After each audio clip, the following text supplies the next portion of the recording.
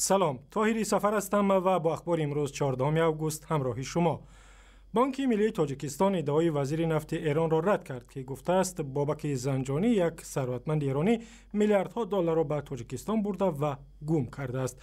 عبدالغفار قربانوف، سخنگوی بانک ملی، روز 14 اوگوست به رادیو آزادی گفت بابک زنجانی هیچگاه در تاجیکستان اینقدر پول نداشت، زیرا معاملات با شرکت‌های او در تاجیکستان محدود شده بود.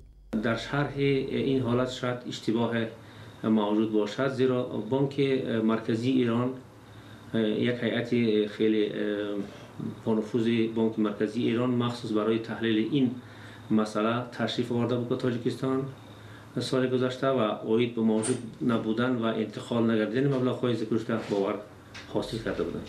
از این پیشتر و روز 12 اوگوست بیژن نامدار زنگنه، وزیر نفت ایران، گفت در عهد محمود احمدی نژاد رئیس جمهوری سابق ایران، بابک زنجانی با امضای چند وزیر 2 میلیارد و 700 میلیون دلار را به حساب بانکی ساخته بابک زنجانی در تاجیکستان گذراندند و این هم از بین رفته است. شرکت‌های بابک زنجانی در گذشته در تاجیکستان 250 میلیون دلار سرمایه گذاشتند. سلابامیر شالوفسکی، مشاور اولی سفارت لهستان در تاجیکستان، گفت تحریمات اقتصادی روسیه علیه کشورش زیان زیاده به اقتصادی لهستان نمی‌رساند. دیپلمات لهستانی در یک نشست خبری در دوشنبه روز 14 اوگوست گفت در تجارت خارجی لهستان همگی 16% به روسیه راست می‌آید و از این سبب تأثیر تحریمات مسکو علیه لهستان زیاد نخواهد بود.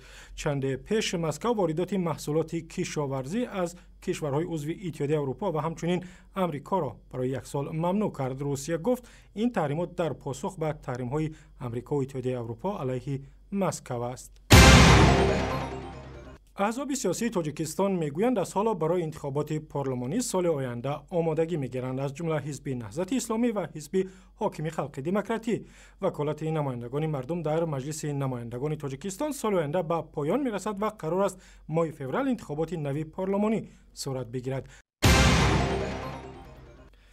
ساکنان یک روستای ناحیه مرزی شوراباد میگویند سربازان روس از بی‌احتیاطی هنگام تمرین و یا مشق‌های نظامی جان آنها را در خطر می‌گذارند.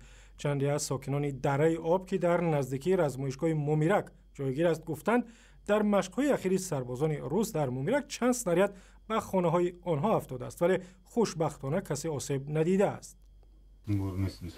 من جای تیرم خیلی مندگه شعبه ملیس همه امیرات چی کدگی دارن участковой بردگه صورت گرفتن و هم خیلی آدم بدم اینجا خودش جای آدم نشینم اجازه که دندن در بودیم. در میدان مومیرک 200 کیلومتر دورتر از دوشنبه واقع است. سربازان روس و تاجیک مشق میکنند و چند دفعه در نتیجه ترکیش مینه و سناریت‌های فراموش کرده آنها ساکنان روستاهای نزدیک کشته شدند. سیاره سفری هنرپیشه جوان تاجیک در فیلم نوی تخیلی با نام 1001 شب نقش اصلی شهرزاده را اجرا میکند. کارگردان‌های روس از بین چند نفر محض سیاره سفری را برای نقش شهرزاده موافق دانستند. داستان فیلم 1001 شب درباره دختری است که در جهان معاصر و عهد قدیم رهگم میزند و میخواهد همراه با مردی دوست داشته‌اش بماند. خودش روز 13 اوگوست به رادیو آزادی گفت: Я поняла, что такое профессия актер. Вот именно вот с этим фильмом. Я работала с Александром Котовым. من محض در همین فیلم فهمیدم که کسب اکتوری چگونه است. با تهیه‌گر الکساندر کوت کار کردم و این تهیه‌گر به من امکان داد که خود را اکتریس احساس کنم. من هیچ وقت نمی‌توانستم بگویم که من هنرمندم، اما بعد کار با این تهیه‌گر می‌توانم با دل پر بگویم که بله، من کم و بیش می‌دانم که اکتوری چگونه کسب است. Немножко я поняла, что такое профессия актер.